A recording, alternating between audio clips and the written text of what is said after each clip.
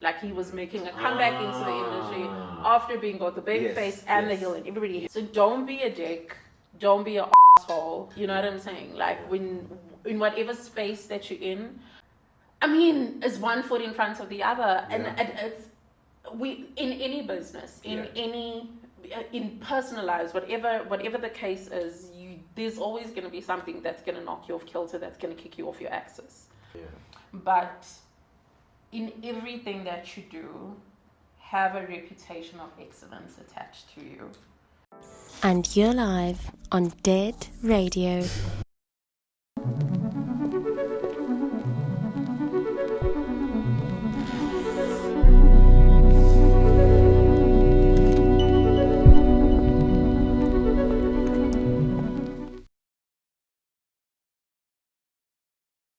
And you're live on Dead Radio. Welcome to a brand new episode of Dead Radio. Happy 2024 to everybody. It's your boy Ini, and you know how we do. We only deal with special guests, and I'm going to let her introduce herself, tell us a little bit about what she does professionally, and then we're going to dive into her life story and extract as many jewels as we possibly can for you guys. Yeah. Hey guys, my name is Mercia Tucker. Most people know me as the editor of the Plug magazine. I'm the publisher and the editor. But I've got so many different titles, man. You know when you work in a particular thing, you end up doing like 5 different other things associated. Yes. So I began doing what I was doing by just a love for culture and love for music, and I started writing about it, and that's how I was approached. And then eventually Nick Homer started the Plug. He had an idea and a vision for it, and I was writing for the Plug from the beginning. They approached me from the beginning. Nick Homer started it. Karen Williams was the editor at the time. Okay. And I just started writing. And they enjoyed my writing so much that, you know, I started doing like the cover stories and, you know, the senior interviews and so on and so forth. It was slow progression. Okay. And then Karen left, and then Nick just asked me if I wanted to be the editor after a while. He said he couldn't, you know, juggle both. Okay. And I took on editorship, and now suddenly I'm thrown into like, oh, okay. What do I, you know, now I need to plan out the content and so on and so forth. And then that came with another host of titles added onto it. And then a couple of years off, I think it was actually about a year later, in 2018, I became editor. In 2019, Nick sold the publication to me. Okay. Because he said, I was the one person that was there from the beginning up until that point, and he didn't want to have the publication go to a face who's just gonna take it and do, you know what I'm saying? And who doesn't have the passion for it or isn't involved in culture in that way. So he wanted to sell it to me for that reason, and I bought it. And again, now I'm just like, oh, okay. From editor to owner. I love that. You know what I'm saying? I love that. It was a journey that it threw me into so many different boxes. Yeah. You know, like now I'm a creative director. Now I'm you know what I'm saying? I'm a producer. And I had to learn all of this on the fly. Whoa. Okay. I want to take it back to the beginning. Where are you from? I'm from Durban. Ooh, KZN. KZN. I was born in Wentworth. It's a colored community. Okay. And it's not the best. It's a hood. It's a colored hood, you know. I'd been living there for most of my life up until I left school and moved on. You know, when you're growing up, also like kids at a certain point just did not have a great appreciation or understanding of what actually is out there. Yeah. So when you approach with like, oh, what do you want to do with your life? It's like, and then you go like, oh, what do I want to do with my life? Let me think. Accountant, you know what I'm saying? You know what I'm saying? The traditional part. Yeah. And I decided to study accounting. Okay. It was one of the things that I was great at. I mean, I was good at a lot of things in school, particularly like physics and science and all of that, but I just decided to do accounting. So are you left-brained in terms of, are you very linear in your thinking? Like you're saying you were good at maths, you were good at science, that is a left brain, those are left brain activities. I think I'm the love child of both left and right brain. The balance. You know what I'm saying? The balance, I hear you. But yeah, and I studied finance. This and is did in university. Yeah, and I did well at that. I was studying part time because I couldn't afford to go to like your Wits or your UCT, even though I was accepted into every single one of them. Crazy. I just didn't want to put that pressure like on my mom. You know what I'm saying? Yeah. Even with NSFAS and things like that, I was like, let me find my way in the world, and I did. And I studied finance and was working as well. Okay. And for the longest time, I was working in accounting. And then I started writing part-time. But that was just purely because, passion again. When was that seed planted? I can't, people have asked me this and I can't tell you one particular moment. But obviously, it's because the area, let me tell you something about colored people, they love Tupac. I'm so glad that she said it. Colored people love old school R&B and Tupac. Where does that come from? I've always wondered. I don't know. Where does that come from? I don't know where it comes from. It's just like West Coast rap and old school R&B. Done. But it's just in every hood. On a Saturday morning you wake up, there's music blasting. True. Right. And there was always like Tupac. There's always like. Do you have older brothers? Are you an only child? 3 of us, all sisters. Okay. And I'm the younger sister. On my mom's side. Okay. Cool. We all have that story also. Big families. It's complicated. Don't worry about it. But yeah, it was all just women in the house, in Wentworth, and it's just a product of your environment. Yeah. I mean, I can barely remember when the hit 'em ups and all of that was happening, you know what I'm saying? But I can always remember waking up and there's always some rap playing from some house. I hear you. Front opposite, you know what I'm saying? Or somewhere. There's always rap music going and that's you just gravitated. That's how you do it. Okay. Right. Okay. And obviously at that time you didn't know that this would actually become a path for you. Honest to God, did not know. Also in the hood, you're not exposed to all these different paths, you said. Exactly. It's only the traditional ones. And also when you're in the hood, your biggest thing is I need to make it. I need to be successful. I need to get out of here. I need to make money. Yeah. How do I make money? Yeah. Right. Yeah. Oh, there's this thing called chartered accountants. Do you know what I'm saying? And they make a lot of money. And hey man, I'm also good at this, this maths thing, this account. You know what I'm saying? I could rock. And so I did. Okay. So you're in university, you start writing part-time. Mm-hmm. How does that even happen? Is that... No, I was fully working. Okay. And honest to God was social media. Okay. What platform specifically? Twitter, a lot of the time, is where I have the biggest mouth. Twitter is toxic, but Twitter is also great place for dialogue. Right. Yeah. And so I was very opinionated when it came to music. And so you tend to follow and be followed by similar trains of thought. Yeah. And I would always go back and forth with people on my timeline. And what were you debating about? Global music? No, local just anything. Music? Okay, anything that we would, we would discuss at the time.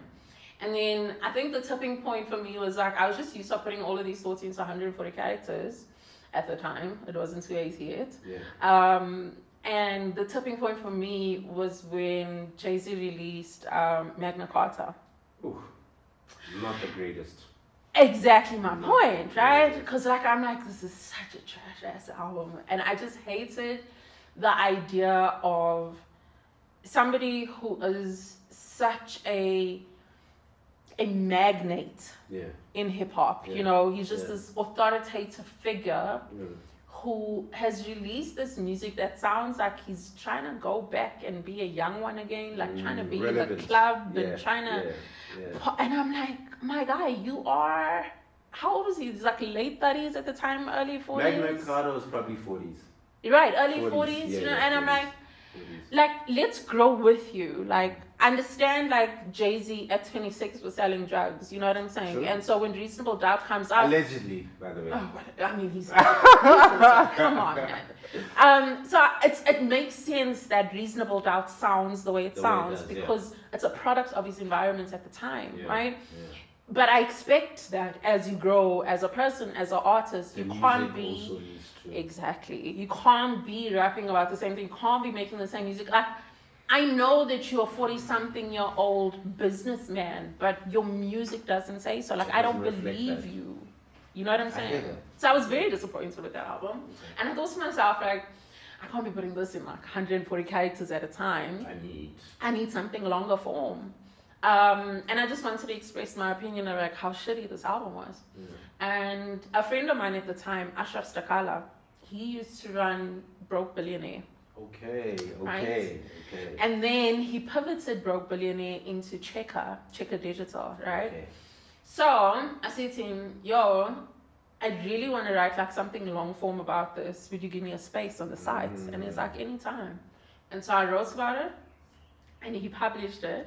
And that was your first article ever? Yeah. Crazy. Okay. Right. Is this still online right now? Can we find it? No, I don't think Check is still right. But that was the first article that I wrote. Okay. And then Nick and Karen approached me thereafter. Did they see the article? I'm not sure if they saw the article. I know that they definitely saw my social media. You know what I'm saying? Like just how opinionated I was and like how eloquent or like how tactful I was in making my arguments, you know? Yeah. Sorry. And then they approached me to write for the plug and then I started writing for the plug. Okay. And at this time, you're still working full time? Yeah. So when Nick approaches you and is like, I want you to write for the Plug magazine, what's going through your mind? I was just like, okay, this is different, but I'm open to it. You know what I'm saying? Because the exact same thought process that I had about Magna Carta, like me wanting to have a place to write long form for, you know, express my opinions long form in. That's exactly why I decided to do it, you know? Okay. Yeah. Okay. And what was your first job at the Plug magazine? Oh, just a writer. Just a writer. Just a writer.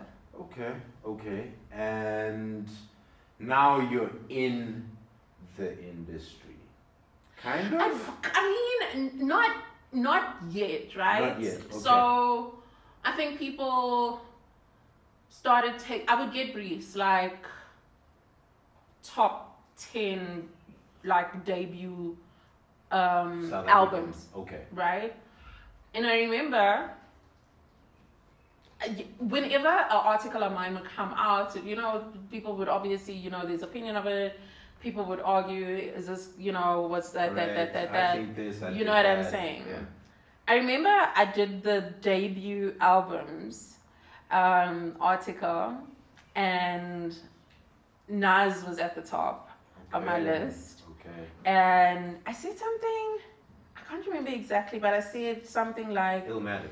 Yeah, definitely. Yeah. I said something like he tapped into the heartbeat of the hood with his pen or something of the sort, right? Okay. And I remember definitely Katlego Malachi said something on the tweets about, hey man, I don't know who this girl is, but you know what I'm saying, that writes for the plug, but she writes proper.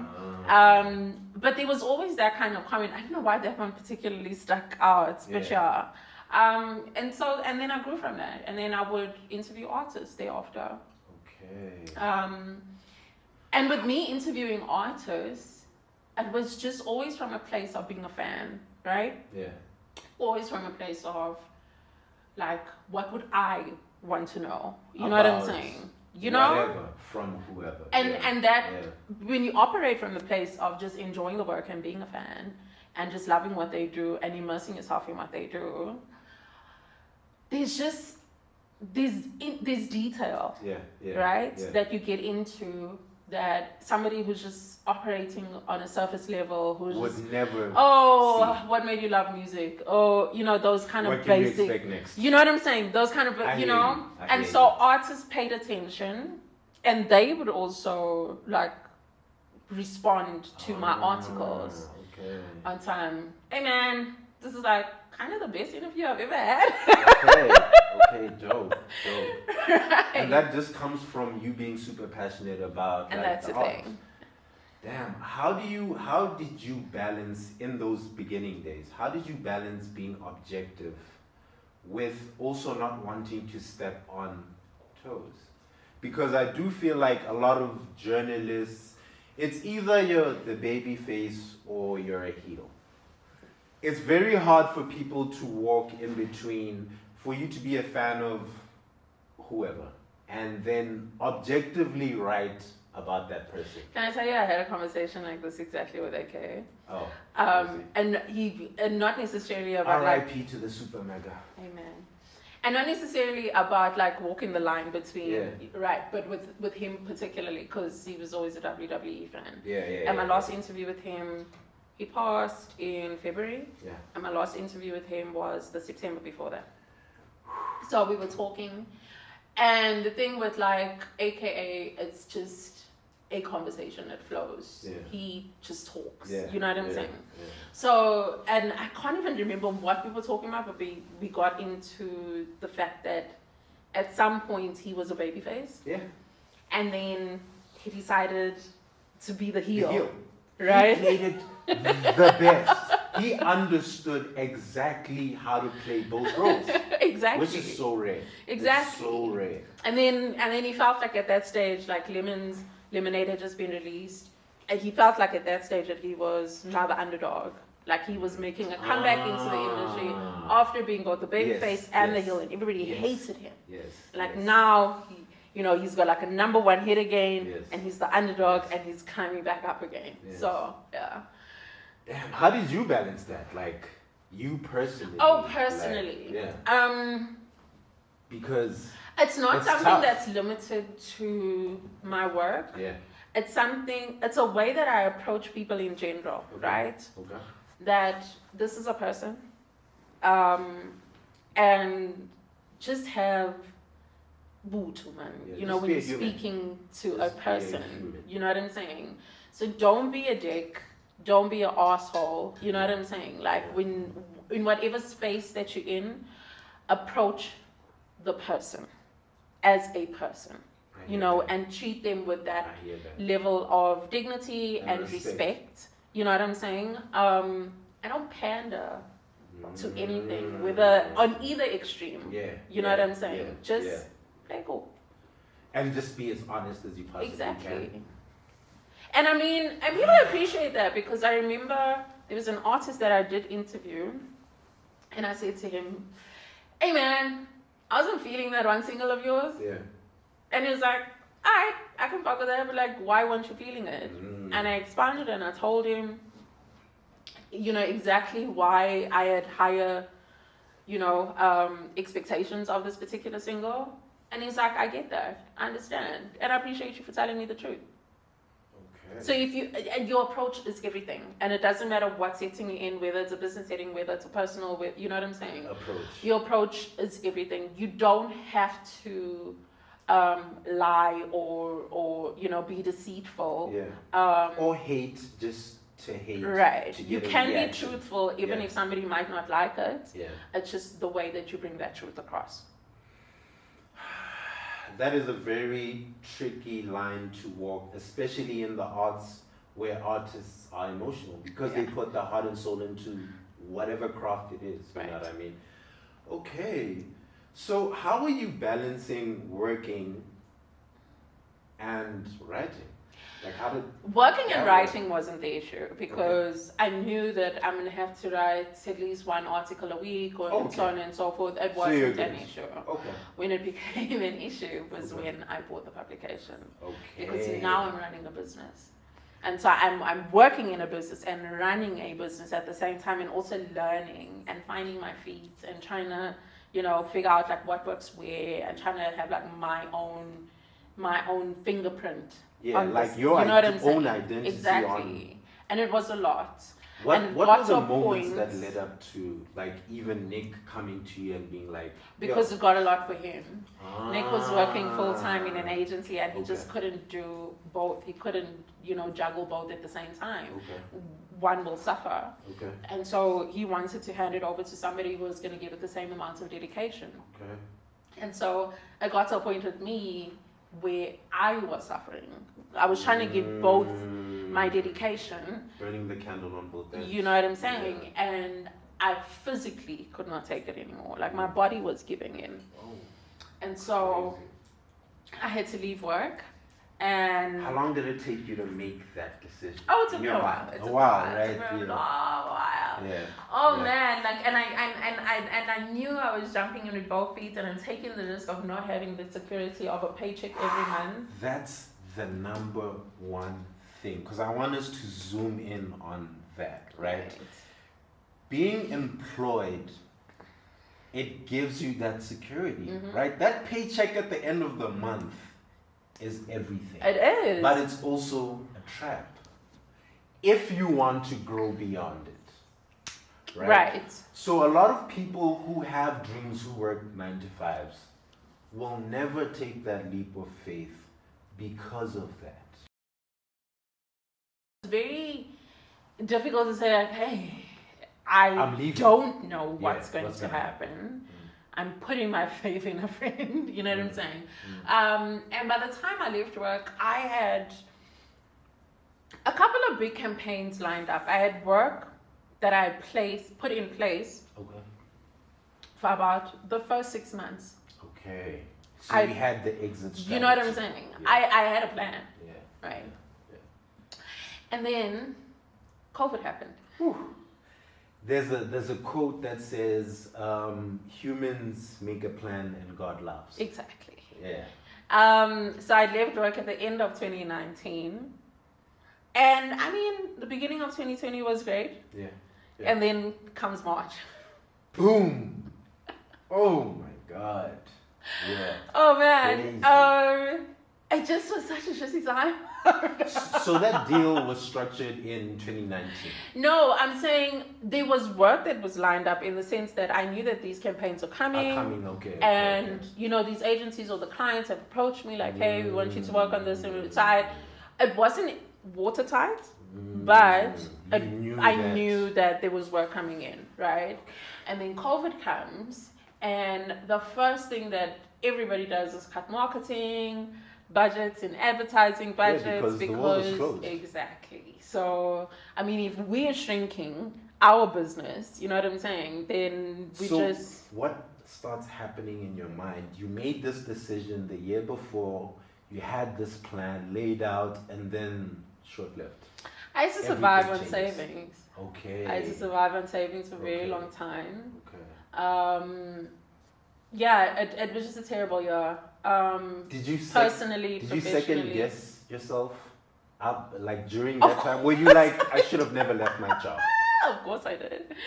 Of course, it was like the worst possible time that it could happen for me. And personally, I was just going through so much hell. My dad had passed. My brother had passed. It was just 2020 was the worst year of my life. I just felt like I was losing it on both ends. I just, I wasn't functioning. And then, slowly it got better. You started picking yourself out of that place. Slowly it got better. And that's all you can do. I mean, is one foot in front of the other. And it's in any business, in personal lives, whatever the case is, there's always going to be something that's going to knock you off kilter, that's going to kick you off your axis. There's going to be tough periods, and then there's going to be periods where you're like, oh damn, like I'm like on top right now. You know what I'm saying? But when you at your lowest, or when you're going through a bit of a slump, it's always one foot in front of the other. Okay. So you start pulling yourself out of this place. Are you still writing articles every week, every day? Well, when I could, because now that income isn't coming in, I also couldn't afford to pay others to write for you. You know what I'm saying? So and I'm a very big proponent of not asking people to do free shit for you. You know, this is work. This is effort. Yeah. And I need to compensate you for that accordingly. That's dope. Right. That's dope. And also like one of the things that I kind of vowed to myself, and it's not always possible, but I try and do it as much as possible. Like when I took ownership of the plug, was that every service provider that I used will be black and under 35. Okay. You know? Okay. Because if you have the ability or you are in a position where you can give work to somebody else or, you know, use these service providers in your business, put the people on that don't have the opportunities that others do. You know what I'm saying? Yeah. And hey man, a lot of people say that, you know, black people make it in sports and entertainment, right? Yeah. So that's where we dominate the most. Yeah. But if I have any leverage or any kind of control in this little piece of the entertainment pie that I have, I'm gonna put other black people on. It's only my duty to lift up others, you know, where I have any kind of opportunity myself. Okay. I want to talk a little bit about traditional media and new age media. Like the Plug magazine, I guess, would be a new age and not traditional. Yeah, it's digital. I feel like traditional is definitely, traditional is definitely on the decline, and new forms of media or publications or platforms are definitely on the rise. Have you had to battle with, I don't know, maybe clients maybe wanting to work with traditional or legacy platforms and rather being like, you guys are just on the internet? You do that every day. Yeah. Until this day, traditional media still gets a bigger piece of the pie than digital or new media does. Yeah. When new media has these wins, we owe our successes to the people in the rooms who recognize us and recognize that a cover on the plug will do more to move the needle than a little placard on a light pole outside. You know what I'm saying? I hear that.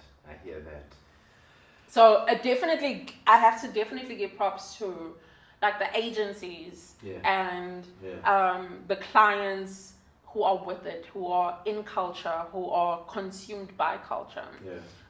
Because they know exactly what's up, you know what I'm saying? And they can make these arguments. But definitely traditional media still gets like the biggest piece of the pie. Although you know what I'm saying? Exactly. Really. But yeah, definitely shout out to all the agencies who are with it. And I remember I was at one of my bigger clients, or one of the bigger brands that I've worked with. Their head office, they had like this, they were starting out this thing of, you know, once a week or once a month or whatever, you know, on a Friday morning they have somebody within the industry just kind of come and talk to them, to the marketing department, right? Okay. And I'm in the auditorium, and you know, I'm trying to like tell my story, and eventually I open up the floor to anybody who has questions. And one of the questions was, man, how do you know like what's popping, like what's up, like what's, you know, like what's moving, like what is it? How do you know that? And I was like, I don't even know that I do know that for certainty, right? But what I do know is that there's no way that you're not gonna know it if you're sitting in your house and you're not consumed by culture. I hear that. Right. I hear that. So if you want to know like what events are popping, go to the events, like be in the events, you know what I'm saying? Immerse yourself. If you want to know what artists are moving the needle, then you have to listen to them, you have to go to their concerts, you have to consume their music, you have to see like how the people react to it, you know what I'm saying? In order to be a proponent of culture, you have to immerse yourself in culture. It's tricky. Like, I do see this tug of war between traditional and new media. Right. And traditional is in trouble. I'm just being super honest. I will say though, like there's just always like these buzzwords, you know, that advertising or marketing comes up with. And for a long time, I think that they were obsessed with digital. Like digital was everything. But I think that they also coming down from that higher bit, and then they're kind of finding ways to balance between both traditional and digital. But I feel like in some places where they feel like digital isn't everything that they thought it was, it's because they weren't using it correctly. You know what I'm saying? They didn't know how to use it. Right. It's like if you just throw money at let's say paid media you on a platform, waste a lot of money. No, above and beyond that, you can exasperate your audience because they're tired of seeing this advert come up all the time. Like and your audience is actually turned away from it. You know what I'm saying? It's just like the good heads on those shoulders know exactly where to place things, these different things. I want to talk about a publication, right? Not just necessarily the Plug magazine, right? I want to talk about what are the different roles or positions that someone would need to fill that wants to start a publication. Like, because there's probably a kid right now who's going to watch this and be like, you know, I think I have a very interesting perspective on culture, on music, on lifestyle, but I don't necessarily want to go work for someone. And I don't want to put it into 280 characters on Twitter. Right. So what are the different roles that this person would need to fill in their new company or platform? What are the different parts that come together to make a publication, basically?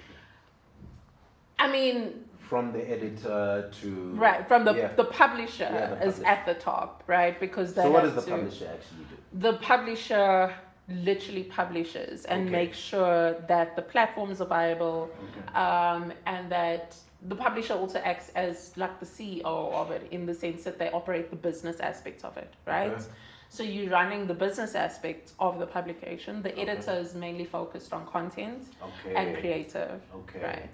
So then the editor will lay out like the content plans and, you know, do everything that's needed to execute those content plans, you know, place it between the different writers, or, you know, organize the shoots and so on and so forth, depending. So they're like a producer, the editor, basically.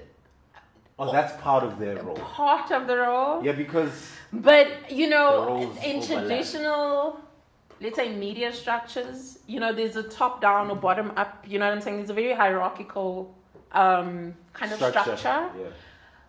When you running or managing something that is not that traditional, you take on everything. Single role. You have no choice. You know what I'm saying? You have no choice. So, I hear that. Whereas, let's say, either a big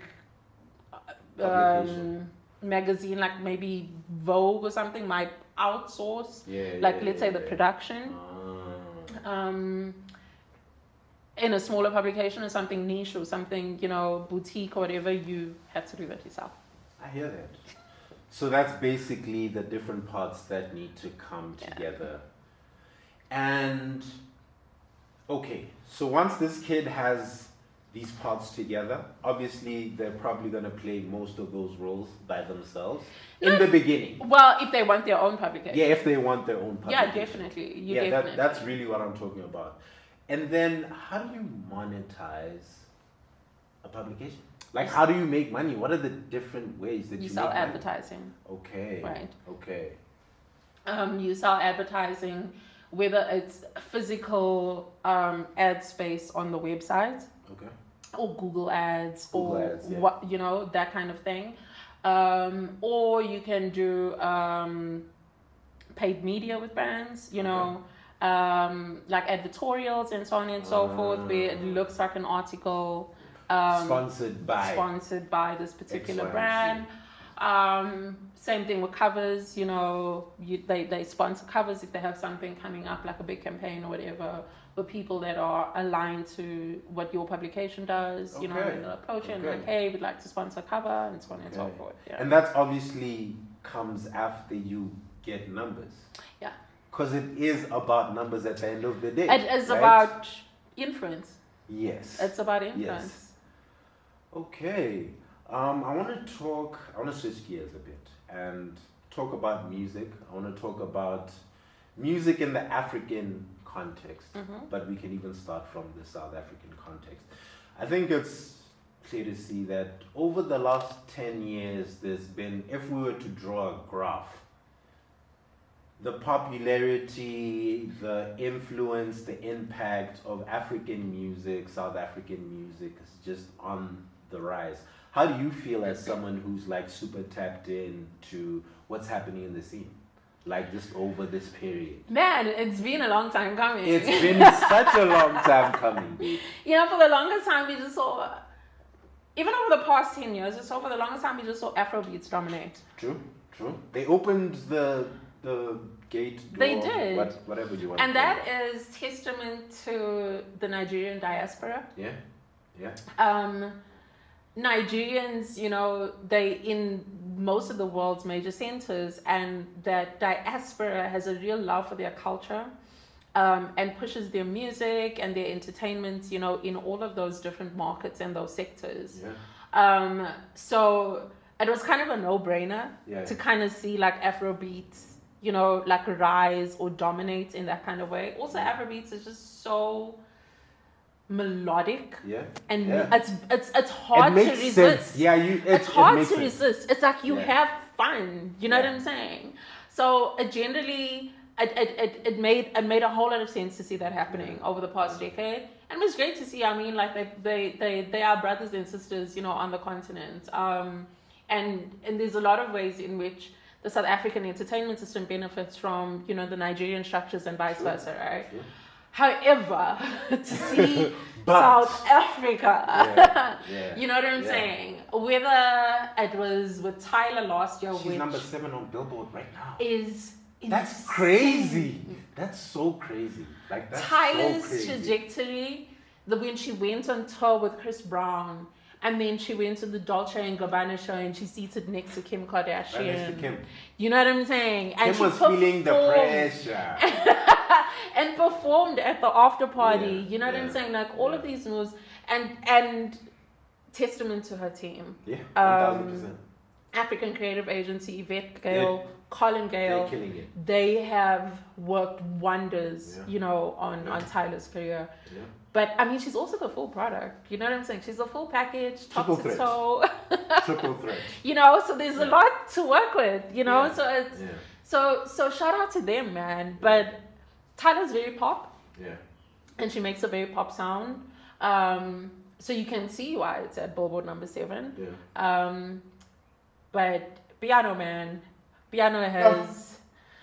Guys. It's Piano. Piano, like just to see something so uniquely South African. Coming from the streets of Pretoria and Katlehong, and you know what I'm saying? Like that sound that was so hood and so kind of looked down on further. It was. You know what I'm saying? I won't lie. I was one of the idiots who... I'm definitely one of those idiots. In 2019, I was like, oh, it's going to be here and gone. I was super wrong. Like, just to see something that's so South African, so dope, so like close to the South African average person on the street. Like, to see that like go global has been amazing. I want to ask something. I want to ask about... So I saw this conversation, but this is a while ago online, right? And someone was talking about how publications like the Plug magazine, right, will lift up the artists until they get to a certain point. And then when these artists get to this certain point, they'd rather do an interview with Complex Magazine or BBC News or whatever, rather than, because it is a symbiotic relationship, right? The media and the artist. So basically, yeah, when they get to that certain point, they don't want to mess with local media publications. How do you feel about that? It's a two-edged sword. Yeah, it's tricky. I can see, when you elevate, you have to show that elevation as an artist, and you have to grow, and you have to move on to bigger and better things, right? And I can see why, an artist definitely would want to go to Complex or Hypebeast or, you know what I'm saying, all of these international publications that make sense for their markets. It shows the growth in their career, and it just gives them access to a broader audience, you know what I'm saying? So it makes sense from that point of view. However, I can say, like, any artist that I've interviewed has never refused me an interview. You know what I'm saying? Like, I can go back to them. But you're probably in a privileged position. And what I'm saying, the point that I'm making is that you just have to be dope at what you do, man. You just have to really be great at what you do, because an artist who reads a really poignant and considered article that you wrote about them, something considered, something that shows them, this in their fullness. Exactly. This, like they know what they're talking about. Exactly. Artists will not refuse that kind of coverage. You know what I'm saying? Yeah. So you really have to strive for excellence in everything that you do, because that's the thing that's going to set you apart from everybody else. Okay. What's your opinion on the standard of journalism in the country? We could even focus it even more in terms of like entertainment journalism. Are you happy with where it's growing? If it's growing at all? Is it not growing? What do you think? I think a lot of people think that more recently, we've seen the rise of like sensationalist platforms come up, right? People would rather get a rise out of people as so like slick talk, basically. I'm not sure if kind of, yeah. Exactly. Slick talk is exactly you know what I'm saying? Fits that description. People who just talk shit. Just talk shit. Or people who peddle like salacious gossip, or just want to know, Yeah, we won't mention the other guy. No cosign for you. There's a number of different people who peddle salacious gossip. But there's one guy who's like at the top. But I think there always was a market for that. Tabloid culture. And there will always be a market tabloid for culture that. Has existed since the dawn of time.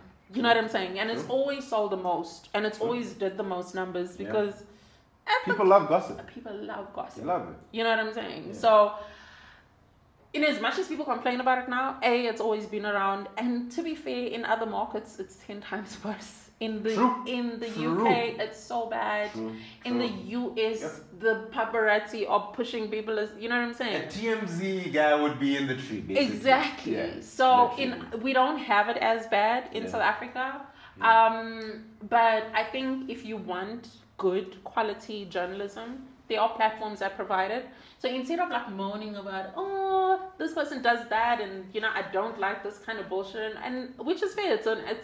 It's an opinion of yours. Rather uplift the platforms that you do enjoy, because there isn't a lack. There's something for everybody out there. You know what I'm saying? So uplift the platforms that you do enjoy. The work that that does bring you joy, that you feel is is of better quality than others, and so uplift those platforms, and then you'll see a rise out of those. Okay. Journalism in the country is I don't know, it's in a tricky place.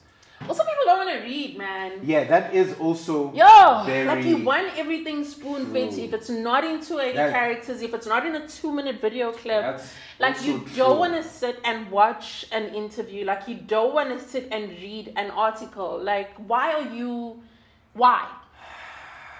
I still love reading. I won't lie. I still love reading, but it's definitely dying. I think it's also a degree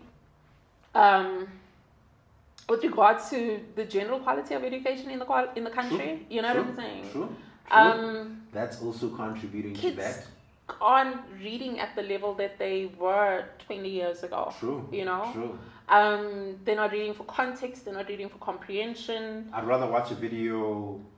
Exactly.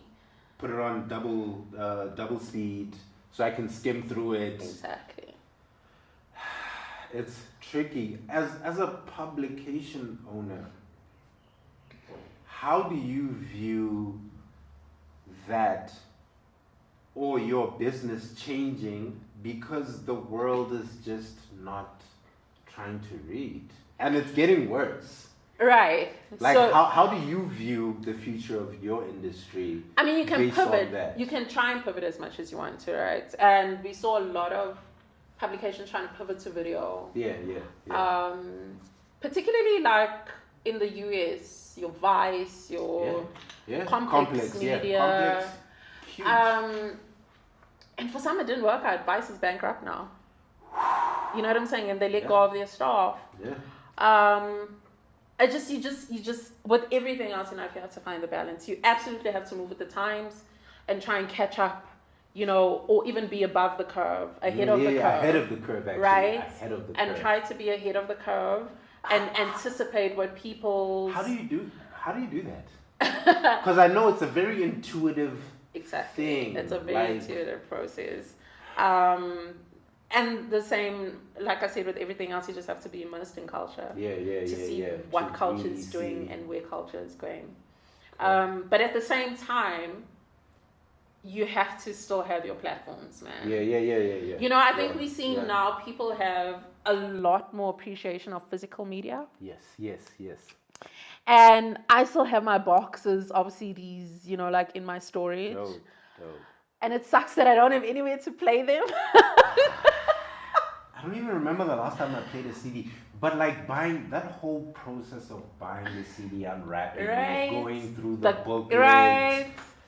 And just that was everything. Right, it was great. But you had a physical piece of media that you owned and nobody could take it away from you. Yeah. Whereas streaming platforms, like, stuff can be moved and shifted and any point, and you have no control over that. And it's not, and it's any kind of streaming or any kind of digital platform. You know what I'm saying? So in terms of like the future of media, there's still a place for both.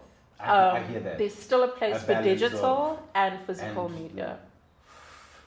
Because man, I remember YMAG. Yeah, I remember that. YMAG, I remember that. That was and huge. I would stack them up in my room. Yeah, do you still have those? I threw them, like I was just cleaning out my place the one time, and I was like, why have I, because it wasn't just YMAG, there was Cosmo, there was, you know what I'm saying? It was all of them. Yeah.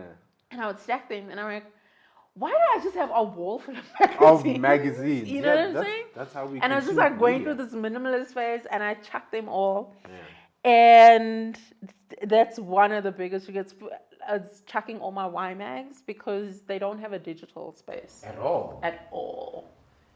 And that's some of the best. Yeah, that's memorabilia. Some of the best South African work that I've ever seen.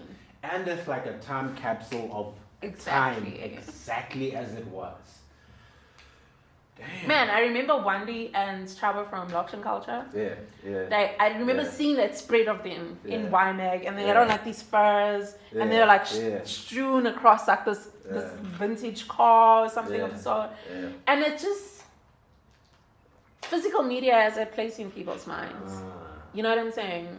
It takes a hold of you in a way that digital doesn't. It's like how vinyls are coming back. Right? Over the vinyls has always had, you know, like that purist element to them. But I mean, with an artist like, okay, Taylor Swift, right? She made millions last year selling vinyls, and not to a demographic that's 35 years and above. Yeah. You get me? Taylor Swift orbits on a planet of her own. That is true. That is true. Taylor Swift, come on the show, guys, please. Taylor Swift's fan base is unlike anything I've ever seen. The Beehive thinks that they can compare, and they really can't. Okay, I won't saying argue with the about Bobs, that. like any kind of fan base, or stan base that's out there comes nowhere close to Taylor Swift fans. Yeah. They support everything that she does. They buy and sell out everything that she does. Man, it's something else. It's true. So you like when you're making any kind of music or culture comparison, Taylor can't be in there. She really can't be in that conversation. I hear that. I just wanted to put in the vinyl thing because I was thinking about Taylor Swift, and I was like, right. But no, I see it in the way that recent albums or new albums are pressed onto vinyl all the time. There definitely is a market for it. Damn. But man, we're still selling vinyl players. We're not selling CD players anymore. You know what I'm saying? No one has. Do you remember the Walkman? Yeah, I do. But yeah, that was my favorite device of all time. Literally, like, when you put the CD in, that was amazing. Like, someone needs to bring back like. That would be great. I mean, I used to enjoy those little iPods. The nanos. Yeah, like those tiny ones, because like now, like, when you're running and you can like you have this tiny little thing instead of you can just like this huge ass phone that you must run with. You know what I'm saying? That. I actually still have my iPod. It just doesn't work. I mean, yeah. But I still. I think I have my BlackBerry. No. That just makes me think of like how, just about you talking about being ahead of the curve. They were ahead of the curve, and then now they're under. So that's another thing, right? You need to be able to scale. Yeah. Scaling. And keep at that scale, and grow it. Yeah. And some people just don't have the ability to, but then some people just get there and they fumble. Do you have mentors or people that you ask for advice, or even from afar look at in terms of growing a media company? I take my inspirations from everybody.